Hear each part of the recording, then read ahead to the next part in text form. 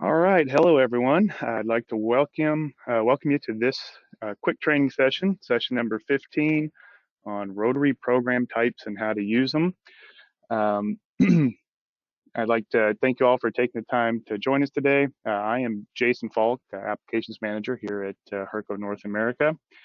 And in this session today, uh, we're going to put out some information. At the end, there will be a question and answer section or session if you have any questions over the material we just covered. We are recording this for future use, so we ask that you please keep your microphones muted during the presentation. If you do have any questions, you can wait to the end and present them there, or you can utilize the chat area to ask any questions that you maybe think about as well. So in this training session, we're going to take a little bit of time to go over the different programming types we have and how they can be used. We've got a lot of questions regarding this topic in the past, and we thought that clearing this up a little bit warranted a time slot in one of these quick training sessions. In this session, we'll explain what the program types are, what they do in your program, how to change your program type, some suggested program types, and how to set up your machine to do what you need to do based on that program type. So just a lot of different information here on program types. And at the end of this session, for those of you that use desktop software, we thought it'd be a good time to also show you how you can add a rotary table to your machine configuration.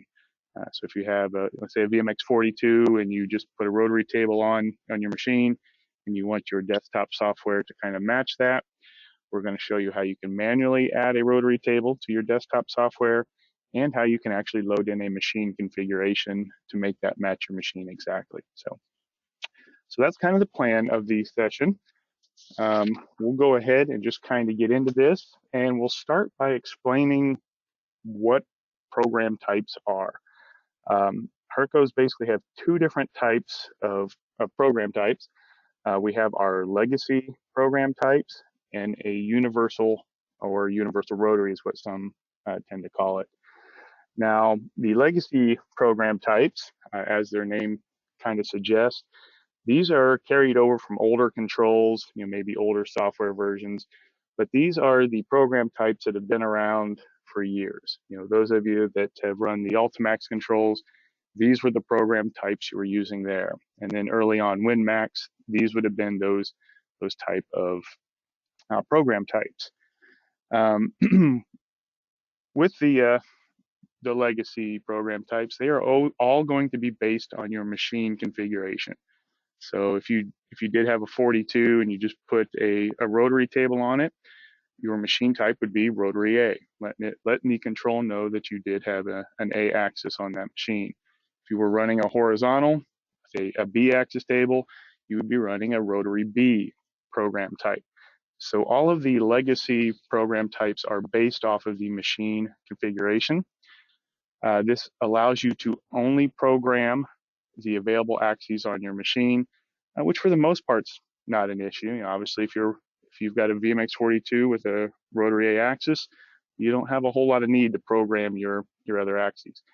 However, if you're programming, let's say on the desktop, and maybe you have a couple machines that are just 4-axis machines, maybe a machine that's a 5-axis machine, maybe a couple standard 3-axis machines, that's where some of these legacy program types can be a little bit restrictive.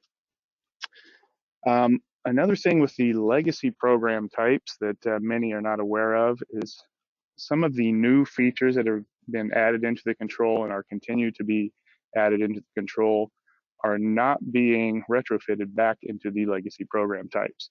So if you want to take full advantage of all of the features of the Herco control, the legacy program types, may not be what you want to choose. And we'll go over some times where you may or may not want to use these types. The other type and the newer type is what we call universal. You may hear a lot of people refer to this as universal rotary.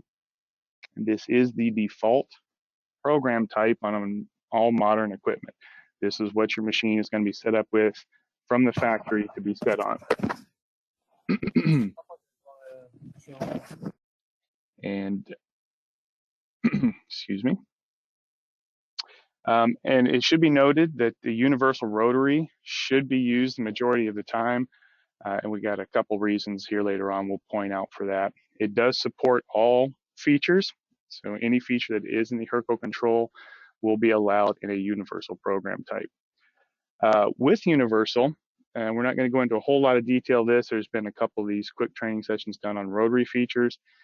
But when working with universal rotary, all of your programming is going to be based on the part. You're no longer commanding, a machine axis to go to a location. You're commanding to go someplace on the part. And then the machine will then have to figure out based on its available axes what it needs to do to get to that correct orientation. So all your programming is going to be based on the part, which then allows the machine to figure out what it needs to do to get there. We do have a couple things that were added that were kind of nice in the universal. One is we can convert legacy programs, and we're going to walk you through this in a minute. So if you're bringing over an old program, let's say from your Ultimax machine, bringing it into your new WinMax machine, there may be some benefits to taking that program and converting it to universal rotary, which again will give you all of the features and options of the modern control. So we do have a way to convert, and we'll walk through that in a minute. I mentioned earlier that a lot of people will refer to the universal program type as universal rotary. Because of that, not many people think of it when dealing with 3-axis machines, but a 3-axis machine can run universal program type just like any other. And there are a couple benefits to that, which we'll talk about as well. It is worth noting at this time, if you have a boring mill, if you're running one of Hurco's boring mills, our HBMX series, that program or that machine will lock you into the universal program type. It does not give you the option to go back. We did not have boring mills in the legacy program type days. And because of the 2 collinear axes on that machine, it just lends itself really well to the universal type. And since there were no pre-existing legacy programs, there was no need to leave that open for a legacy program type. So if you are on a boring mill, you will automatically be put in universal rotary, as with all machines. However, it will not give you the option to change. It will gray out all of the areas where you can typically change your program type.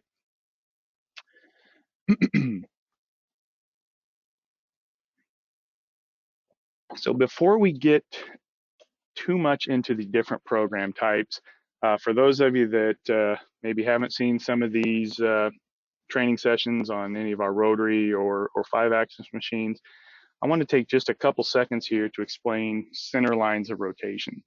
And the reason being is this is the largest, scenario where someone may try to choose a different program type. And it all deals with their center lines of rotation. Typically, if you have a 5-axis machine and you get this machine installed, when that service technician leaves your facility, the center lines of rotation, the point that everything is rotating around, will have been set up by that service technician. The reason being is that's a 5-axis machine. The majority of our 5-axis models are all integrated. All the axes are there. It's a very large part of how you're going to work with the machine. So they will just go ahead and set up your center lines of rotation and set it up very accurately. Well, if you think about the typical 4th-axis type of situation, maybe you just bought a new machine and you went ahead and got a rotary table with it.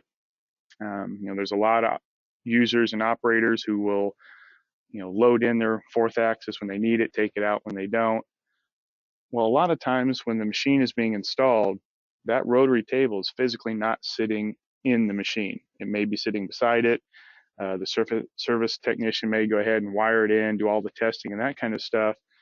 But most of the time, that 4th-axis is not actually sitting in the machine when it's set up.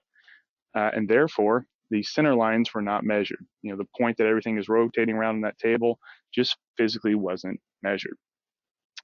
And if you ever want to check your center lines, I'm going to go ahead and we'll show you a slide here on where to find your center lines.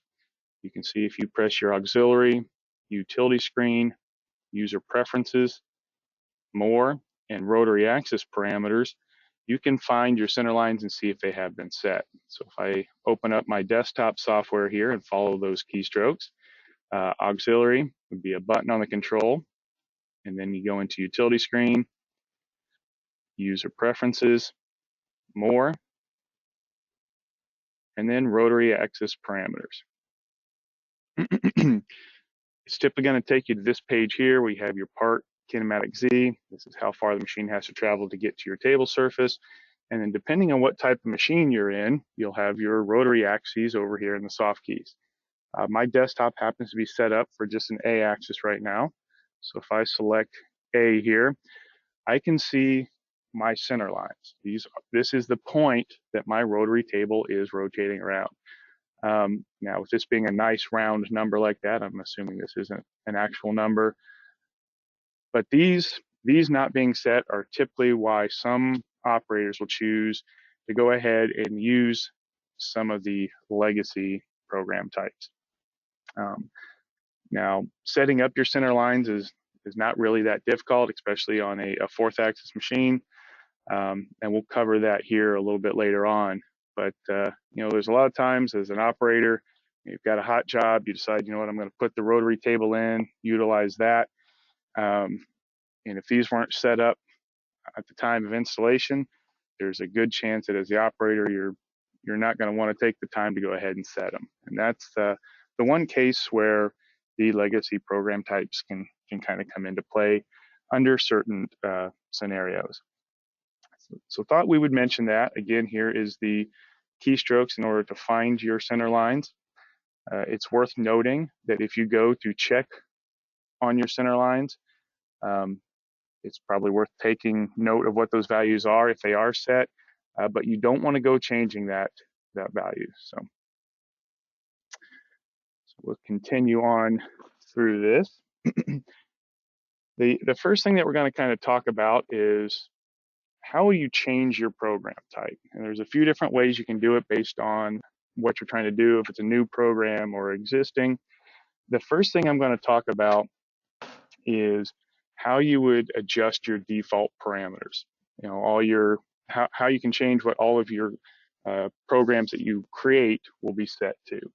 And to do that, it's going to be in your user preferences. And again, I have a slide to show you how to get there. You can see where to change your program type if you want to make a note. We got the auxiliary, utility screen, user preferences, and then you'll notice we have settings for conversational and NC. We'll go take a look at both of these here. I'm just going to follow those keystrokes, user preferences, and conversational settings. When we're in the conversational settings here, about 3 parameters down, you'll see we have a default conversational program type. And you'll see that right now mine is set to universal rotary. And if we look over in the soft keys, we have all the other legacy types as well. Standard for a standard 3-axis machine, rotary A, tilt A, rotary B, and so on. So those are your different types.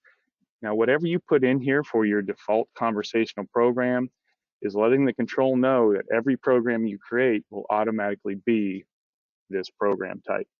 So as I mentioned before, on the new machine, this will be set to universal rotary.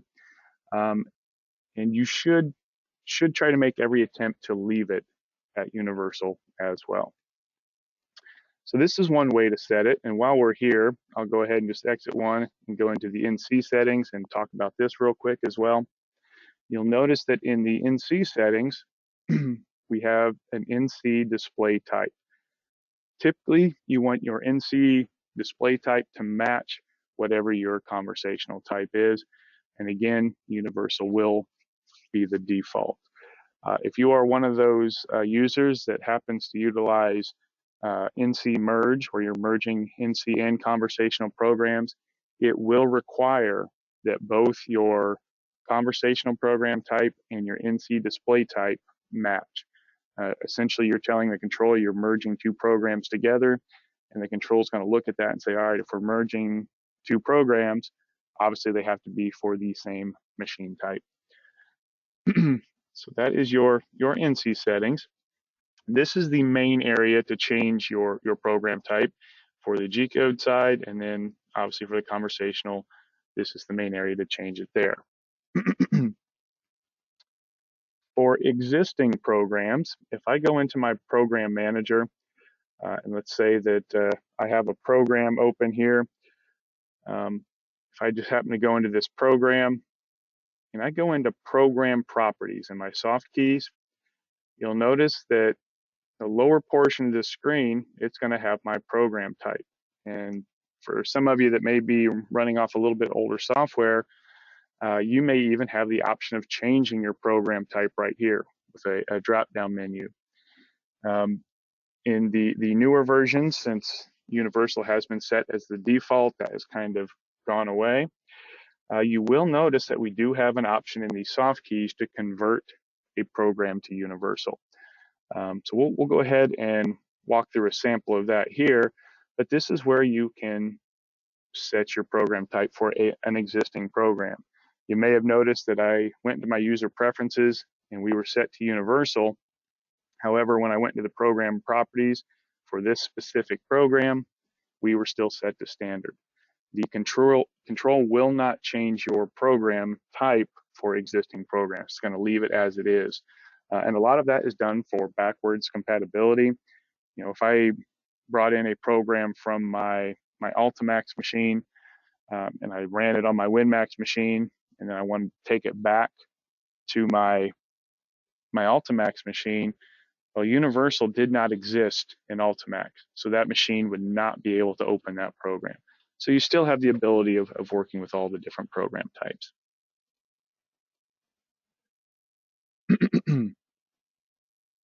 So what I'm going to do here is I'm going to open a program that happens to be set to Rotary A. If I take a look at this program, go ahead and hit draw. This is just an example of a simple transform plane on an A axis where I'm putting a circle on all sides of a given block. If I look through the program a little bit, it's going to look somewhat familiar with what most of you are used to seeing if you're used to the Universal. You know, we've got a rotary position block, which is going to look a little different from the Universal that you may be used to. We've got several rotary positions and a transform plane that looks drastically different. It's actually tied into the previous rotary position. So a lot of the same information just kind of laid out differently. You can kind of see the resulting part here. If we go ahead and run this Rotary A program, if I go into my program manager and I go into the program properties where I can change the program type, I'm going to go ahead and utilize this convert program to Universal, so you can kind of see how that works. When I select this, it's going to give me a warning, and it's basically letting me know that the settings and data blocks that are compatible with the Universal program type are going to be converted. It's letting you know that your program is going to look significantly different, but should produce the same part as the original program. And it does give you a nice little warning to proceed with, it tells you to proceed with the conversion. And just a nice warning here to let you know, double check your program. It is physically changing your program. So I'm going to go ahead and proceed. That is what I want to do. And it tells me the program has been converted to Universal. And it lets you again lets you know to review your program before running. Go ahead and say yes to that, and it brought up a Universal conversion log. So basically, what did it have to change in order to take this from a Rotary A program type to a Universal? One of the things it does here is it tells me a Rotary's parameters block was inserted at the start of the program to set the initial orientation to match the old program type. If you've been working with Universal, you know that if you're going to do any type of rotary milling, you need a rotary parameters block to tell it what axis is your full rotary. This is basically just setting that for you based off of your program type. It then added a tool change, block number 1, to replace the tool change in a rotary position. On the old legacy program types, you had to give it a tool number in all of your rotary positions, which ended up being a little cumbersome when you'd go to use it. Especially if you were copying and pasting positions and just changing the angle, you were either constantly changing your tool number or you were doing unnecessary tool changes. So they went ahead and because we are trying to mimic exactly what the old programmed in, they added in a tool change block. And then you'll see that a transform plane block with one transform plane converted to a transform plane block. Basically letting you know it took the old rotary position and transform plane and converted that into a single transform plane block. And you can go ahead and hit next page and kind of look through all the blocks that were converted. So if I look at my review screen, it looks pretty much the same. Here's the rotary parameters data block that it added. And we got the rotary position, which is going to look a little bit different than what we had seen before. There's the tool change that it mentioned it brought in. And then our transform plane block is more what we're used to seeing on the more modern equipment. So it basically just took all that information that was in the old program type and did whatever it needed to do to convert that into a universal program type. If I hit the draw button, you'll notice that we are still getting the exact same part that we had when we ran it in the rotary A. So that convert to rotary, that is a little bit of a newer feature, but it is nice to take your older programs and be able to kind of modernize them a little bit by bringing them up to universal.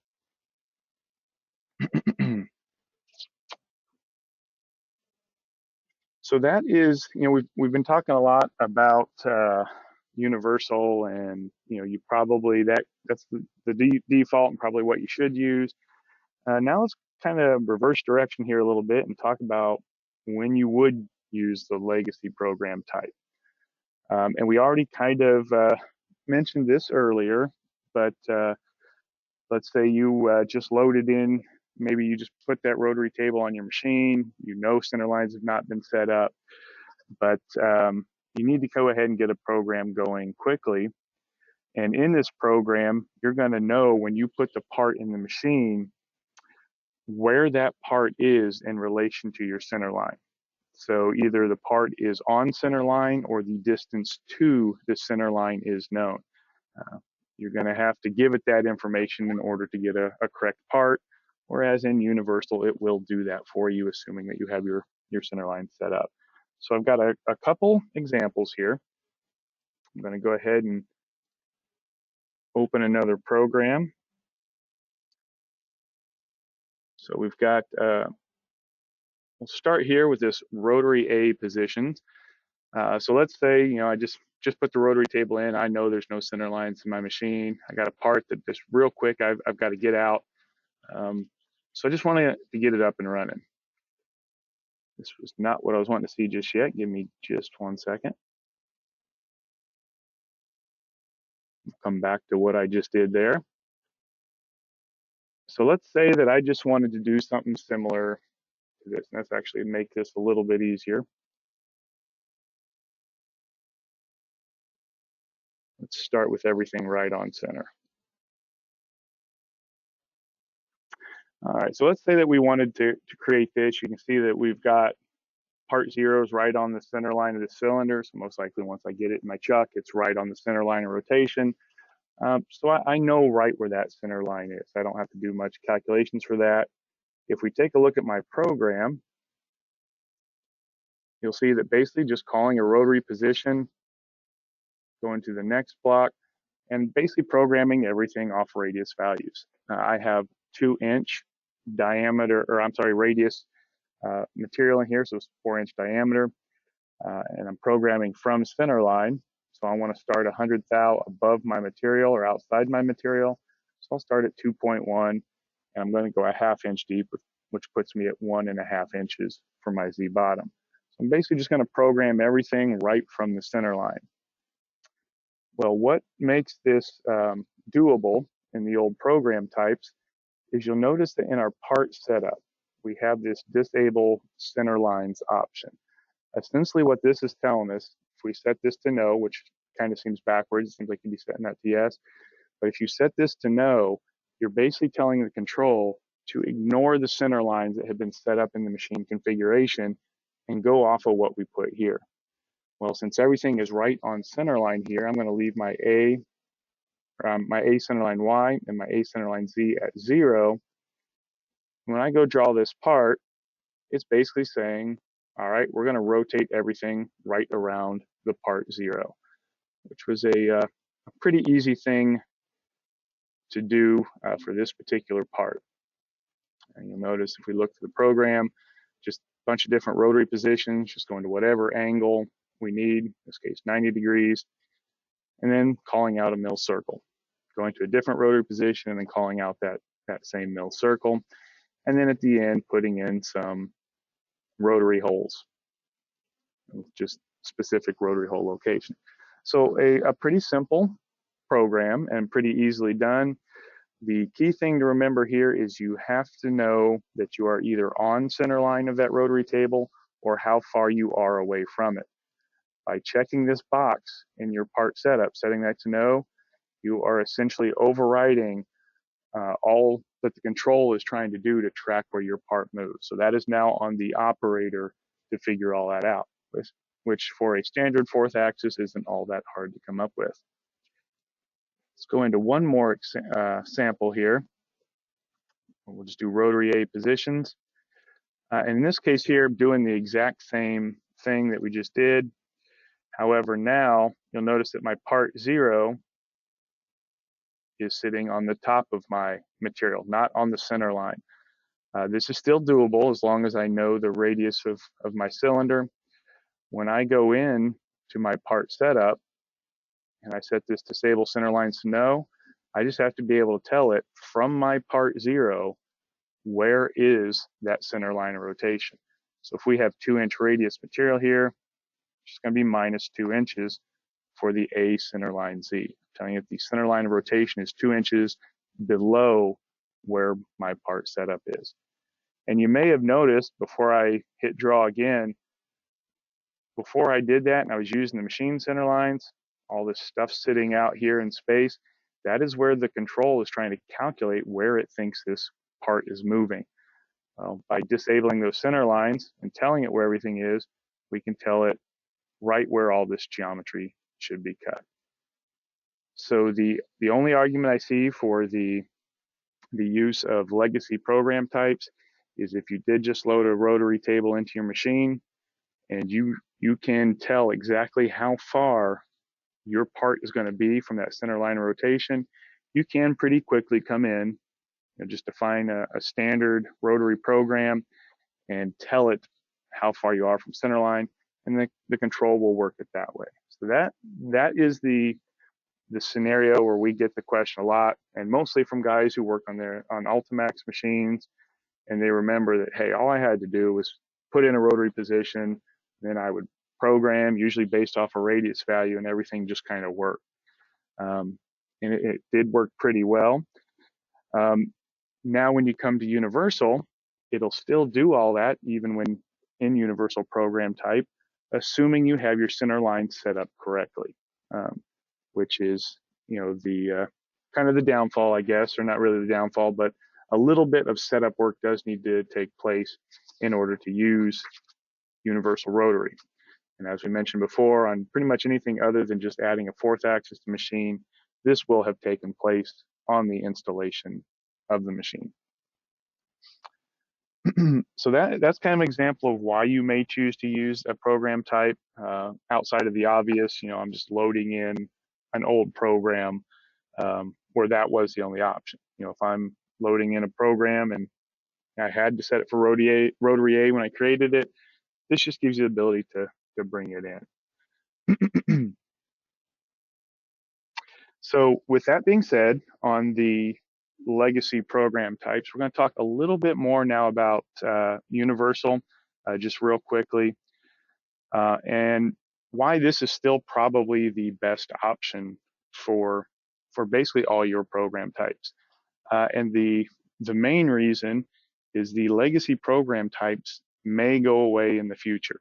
These have essentially been carried along every control, every software version since when they were what we used. And with the creation of Universal Rotary, there's really no need for these other program types other than for backwards compatibility. Well, now that we have the ability to convert everything to Universal, there could become a time where continuing to carry these legacy program types over into every software version, may prove to be more effort than what it's worth. Because every one of these program types, when they create a software version, it's another type that has to be tested and checked, and so it just keeps adding to the software. So, there is a chance in the future that the legacy program types may not be there, other than the option to convert to Universal.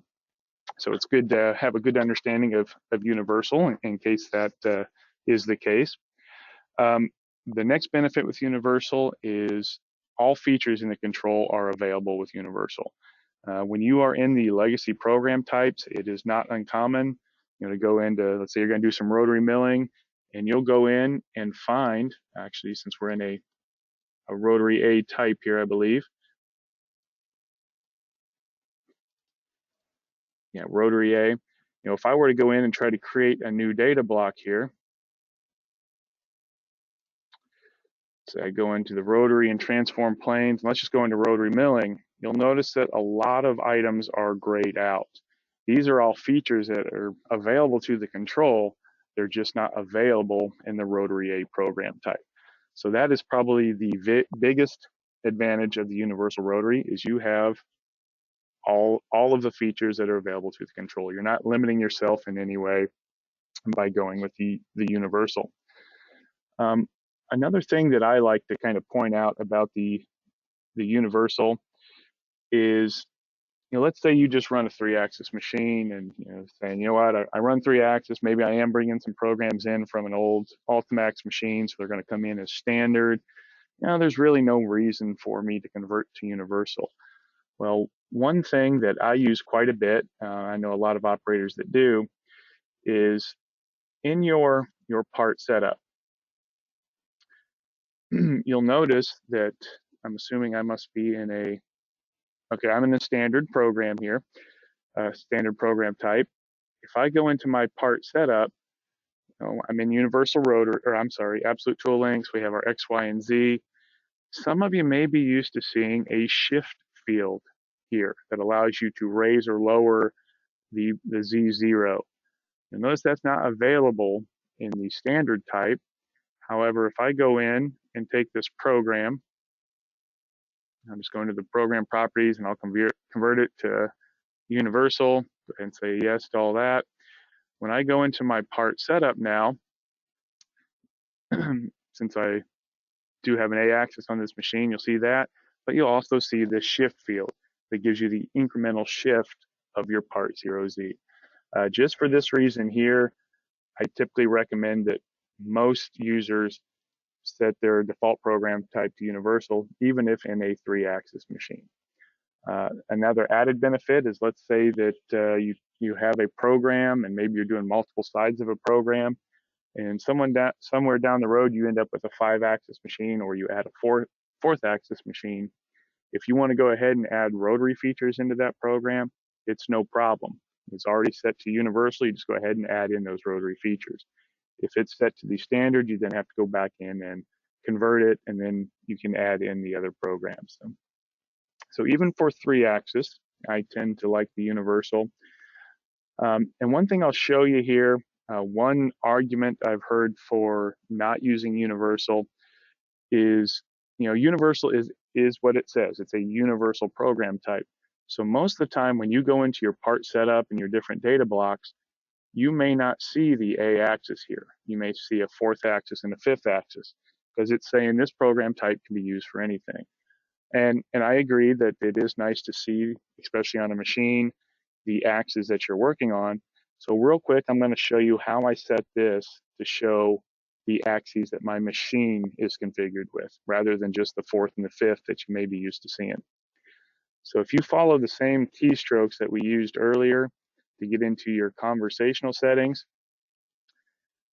just below, or I'm sorry, below the default conversational program type, you may see an option for display machine axis for universal type. Right now I have that set to yes.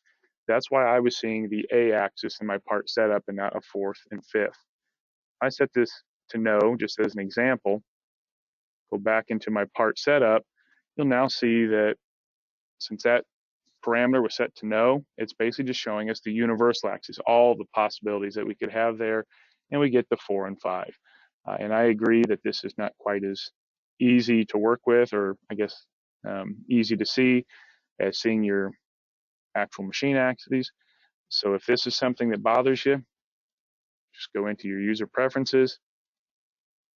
Make sure you set your display machine axis for universal type to yes, which will then tell the control, although it's a universal program type, anywhere I'm going to display a rotary axis, go ahead and look at the machine configuration and bring in the appropriate label. And you'll notice in the part setup, it even does away with the axis that is not present.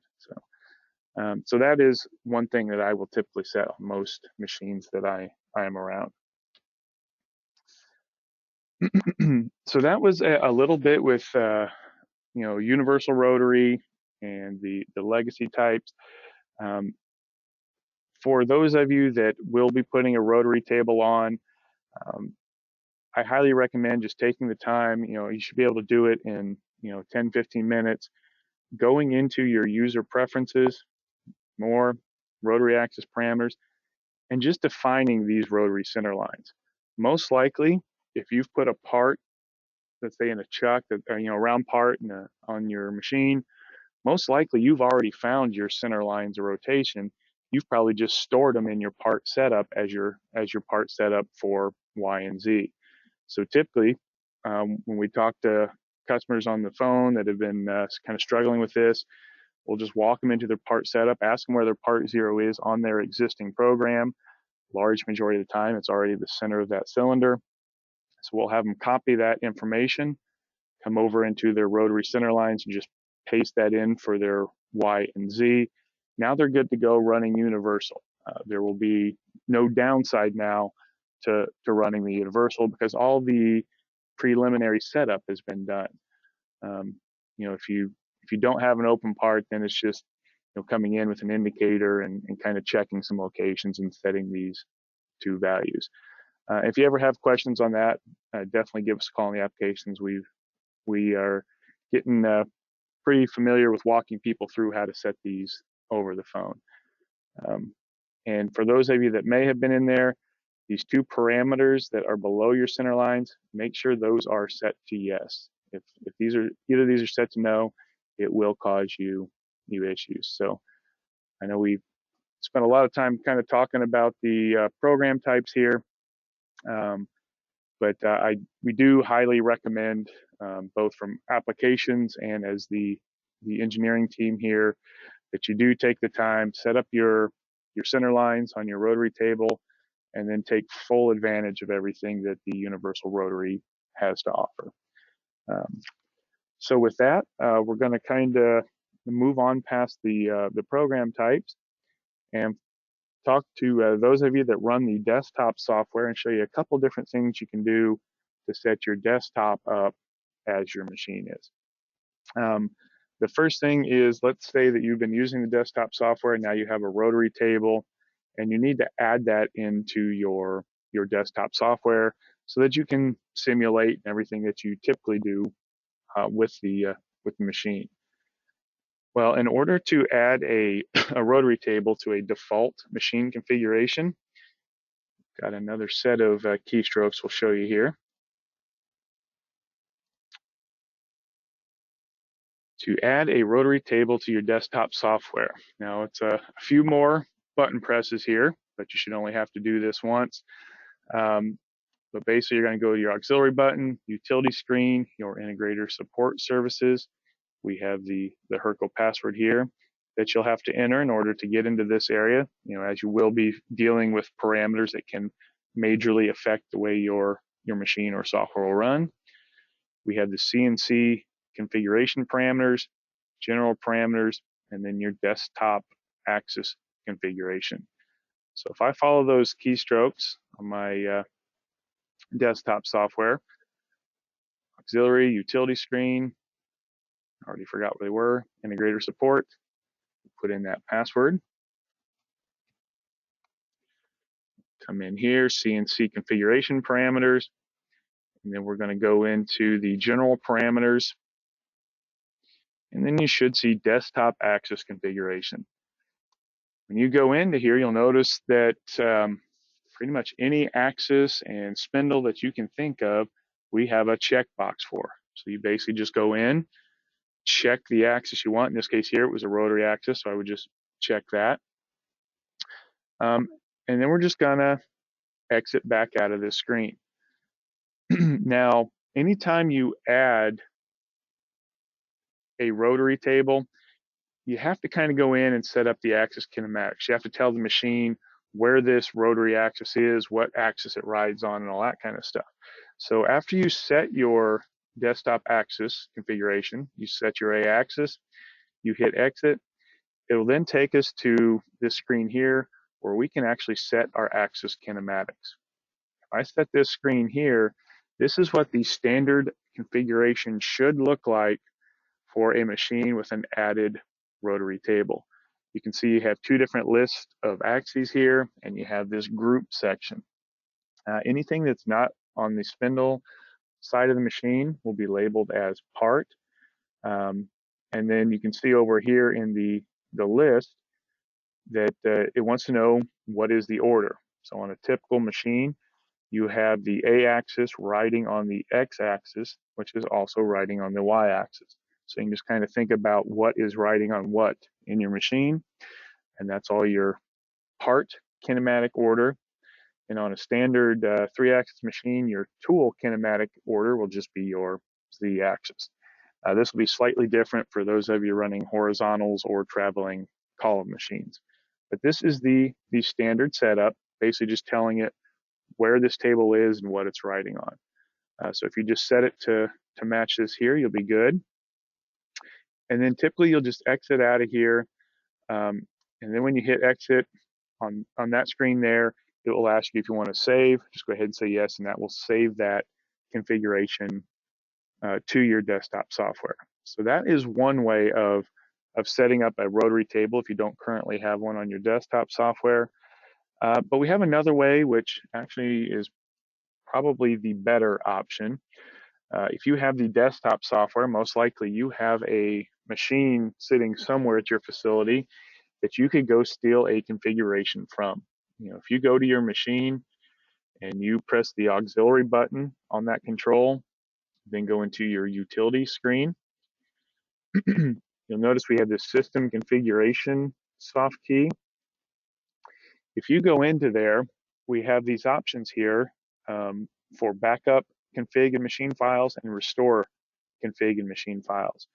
And if you've never been into this screen before, it's not a bad idea to go in and back up your machine and config files. That way, worst case scenario, if anything ever happens to hard drive, machine, whatever, anything gets corrupted, you can always go back in and restore your backup. So it's not a bad idea to have one of these saved off somewhere. But the way we're going to use this here is, let's say I had a machine out on the floor. I wanted my desktop to mimic that. Not only would I then get my rotary axis set up, all that kind of stuff, I would get my center lines, but basically I could completely simulate a part on my desktop software the same way as I could on the machine.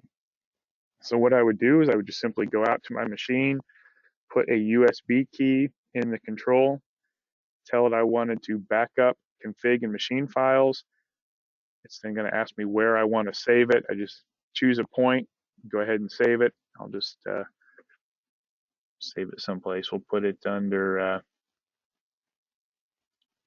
this working folder that we have here. I'm going to create a directory, and I'll give it a machine name. Let's just say, I believe I was set up as a VMX42. sorry for all the folders here, but I just go ahead and find that folder you just set up and tell it to back up the files. And it'll go ahead and it'll back up all the files to this machine. You would then just go in, take that USB key into your PC, you'll plug it in, go into that same screen, go into the system configuration, and restore config and machine files. This will take a little bit longer to do here, so I won't go ahead and do that. But basically when you do it, it's going to ask, have you backed up your current machine configuration? It's letting you know that, hey, you're getting ready to overwrite your machine configuration. It's probably a good idea to go ahead and save off your current configuration just in case for whatever reason you decide that wasn't something you wanted to do. So that's kind of the reason for this here. You would just go ahead and say yes, and then it would go ahead and take all those parameters from your machine and load them into your desktop software. So that is how you would set up your desktop software for either adding a rotary table or just simply bringing in all of the parameters from your machine.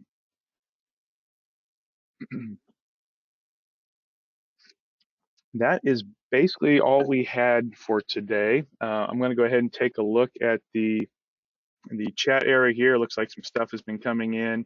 And if anyone has questions, feel free to go ahead and let us know, and we will go from there.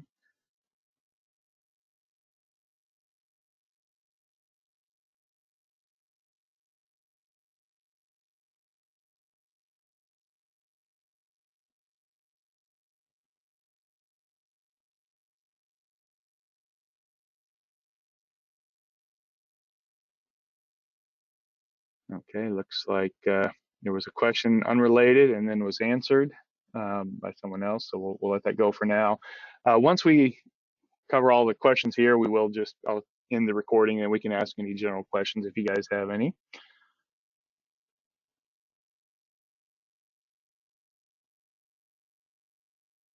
Okay, so I see a message from Paul. Currently, I have been running rotary without setting Z center line, but I don't use tool length in my tool setup. Is that why it still works? To be completely honest on this, Paul, I'd have to probably see the program. Just off that description, nothing's jumping out at me. Yeah, I think I would have to see that part and tool setup. If you would like to send that over, I see here I have the next slide here. We do have our applications contact information here. Applications at herco.com and the applications phone number. So if you would like to send us that program, we can take a look and see if that is why it is running. My first instinct is to say no. Usually what you're describing would not give you a desirable result, and that's kind of why I'm not sure how to answer that just yet. You can go ahead and send us that if you'd like. Are there any other questions? Feel free to unmute yourself and ask. We'll hold it to questions based on what we're doing or we just discussed. Then we'll end the recording and we can open it up to other questions if you like as well.